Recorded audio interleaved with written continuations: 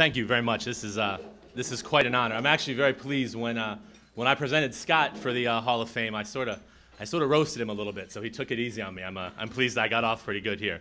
This is a big honor for me. At a lot of schools, the golf coach and the golf program sort of fly under the radar. They're not sure if anybody even recognizes what they're accomplishing, and it means a lot to me that GW would recognize me and our golf program's achievements, as you have with all these other amazing coaches, administrators, and student athletes.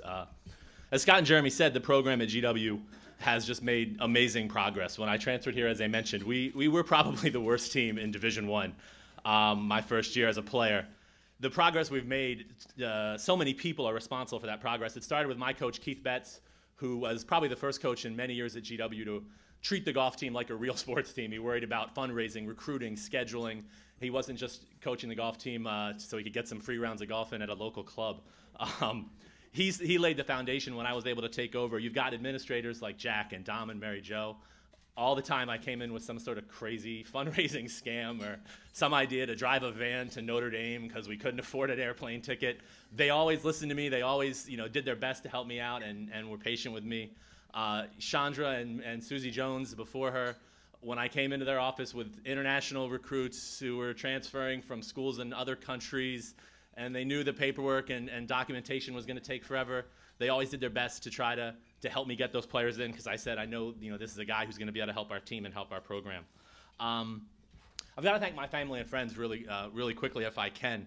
It starts with my parents who are here today. They started by driving me to junior golf tournaments when I was a kid. They send out mass emails to their family and friends send out mass emails to their family and friends whenever I achieve anything, probably more emails than you can need.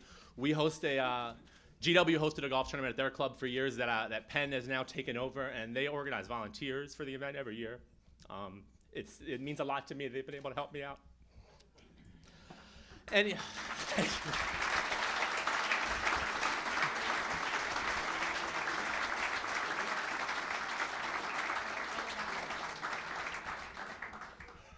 I have my wife here as well. She's been a big help. The last couple of years have been filled with a lot of change for me, including leaving GW and going to Penn. Without the love of my wife and the help of my parents, I wouldn't have got through the last few years. So I really appreciate them, and I want to thank those guys. But the people that really deserve the credit for anything that I'm being recognized for today are the players who played for me. GW has been lucky to have thousands of great golfers, well, hundreds of great golfers who have come to GW to play. Maybe I'm exaggerating a little bit. They've come to GW, though. They've come to a school in a city. They've come to a school where it gets kind of cold in the winter. And they've come to school. They've come here to play golf. I've got one of my former players here, Brandon Muir, is a perfect example. He transferred to George Washington. He narrowed it down to Hawaii and GW. And he visited Hawaii before GW.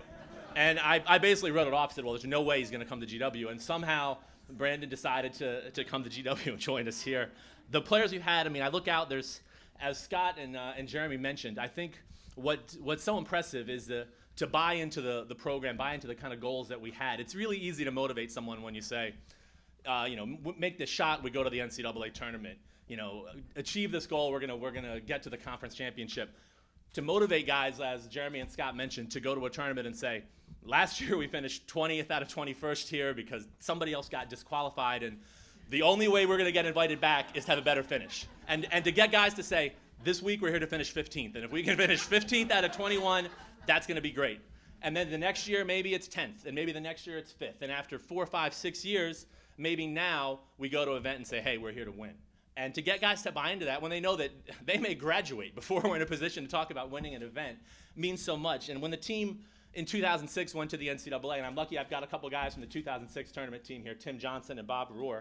When we went to the NCAAs that year, it was a big achievement, and as proud as I was of the guys on that team, I was just as proud of guys like Scott and Jeremy and Gray Fontenot who played on the struggling teams, that played on the teams that had to take those little steps to get there. Because if they hadn't made those little steps to get us where we were, we wouldn't have had a chance to make the big step. And as I look out, there's so many. I've got a lot of the current players here, guys that are on the team now that I recruited. I've got guys who are my former teammates and players. I've got a lot of funny stories, and the guys on the team know I love to tell stories. I look out at guys in the way they're able to elevate their game when they needed something. I look at Gray Fontenot over there. I remember the Navy Invitational one year where we would always commute from GW out to Navy. We'd save money by not staying in a hotel. And we had a teammate one year who overslept and didn't make it to the van. So in college golf, you play with 5 players and you count 4 scores. So that week, we only had 4 guys because, again, our player missed out. And we had a talk. We said, look, we don't have a throw-out score this week. Everybody's got to step up. Everybody's got to play their best. And Gray Fondo shot 7 shots better than his career average that day. He just stepped up when we needed him. And those kind of little steps along the way was what helped us get where we were. I look at guys who made the most out of their game. I've got Brad Freelander over there, and I can remember the Atlantic 10 tournament. Brad Freelander shot 374s, helped us to one of our best finishes ever. We played with Dayton all 3 days. The kid from Dayton should have been on the basketball team at Dayton. He hit it 100 yards past Brad on every hole, and Brad beat him every day. And the guy was so frustrated, but it never bothered Brad that he was 100 yards behind you off the tee. He just hit his 7-wood closer than your 7-iron. I see Ryan Day out there. I remember when Ryan Day was a freshman, he got to GW as a kid who could hit it a long way, but it wasn't always the straightest guy in the world. He had a little trouble finding the ball. His senior year, he won a tournament on a golf course that even my Penn guys today call the tightest golf course we play. He was able to develop his game, get to a situation where he got better. He learned and he got better, and that's what I mean. Guys taking those kind of small steps to get us where we needed to go each way. And then I've got Scott and Jeremy, and those guys. I mean, I think about my first year as a coach. I'm a 23-year-old guy. I've got former teammates who are now playing for me, and they never once tried to take advantage of me. They never once tried to they let me be the guy in charge, even though they knew that I was still, in a lot of ways, their buddy. I mean, I remember Jeremy at UMBC that year. You hit a 6-iron, hit a telephone wire about this thick from 150 yards away, bounced out of bounds, and Jeremy looked at me and goes, well, should I hit the same club again? And I went, oh, Jeremy, you can't hit a telephone wire from 150 yards away again with a 6-iron. There's no way. So after the ball hit the telephone wire and bounced out of bounds again with a 6-iron, he gave me this look, and I just handed him a pitching wedge and walked away. And Scott Lutz, the story I always tell about Scott, and I told it when Scott got in, but it shows the kind of leader that Scott is.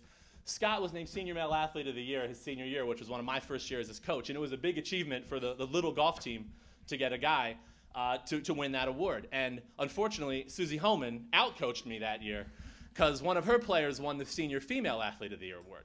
And I was told not to let Scott know, make it a surprise for Scott. And Susie had done a good job and alerted her teammate to give her player to give a speech. And so Jack Cavance read this amazing array of achievements of Susie's player. She set all kind of records, still holds a lot of those records. She then gave a beautiful speech about moving from Russia to America and overcoming communism, and ended her speech talking about how GW is the greatest school on earth and the greatest city on earth and the greatest country on earth. And there was a standing ovation. Tears were in people's eyes. And Scott Lutz looked over at me and goes, I would hate to be the sucker who's got to follow that speech. And the next words out of Jack's mouth were, and our men's winner is Scott Lutz from the men's golf program. And Scott had a wonderful array of achievements that year, but unfortunately they didn't quite compare to Svetlana's achievements on the volleyball team. But he got up there, he ad-libbed a speech, he recognized everybody in the room, and he did a great job, and somehow saved us, because we've had 2 more GW golfers since then been able to receive that award. And if he hadn't been able to get it done, we never would have had another GW golfer get that award. We had so many guys at GW who bought into the mission, so many guys who were able to see past their own goals and see the long-term goals. And for that, it's amazing we were able to get it done. I want to thank as well Scott and Jeremy and my wife Angela and Brad, all the work you guys did organizing people to help get me recognized as well. I know there were letters written and phone calls made and probably some checks written as well. And whatever it took, I thank you guys very much. This is an honor that I'm always gonna remember. I don't know where I'd be now if I hadn't made the decision to transfer to George Washington some 20 years ago. I wouldn't have met my wife. I wouldn't have met all the great friends that I have now, and I wouldn't have been able to call myself an alumni of the George Washington University, and that's something that I'm very proud of. My experiences here, my degrees, the friendships I've made have made me a very different person than the one that arrived at GW in 1990. So I'm very grateful and proud to be an alum of George Washington. This is a very special place, and I am honored that I have a special place now in the Athletic Hall of Fame. Thank you.